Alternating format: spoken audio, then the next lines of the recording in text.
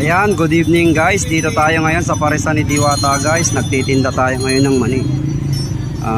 Ubos na yung mais natin guys, sweet corn, at mani na lang yung natitira. Ayan guys, napakahaba ng pila at marami pang parating. Nagtsatsaga silang pumila guys kahit masyadong mahaba.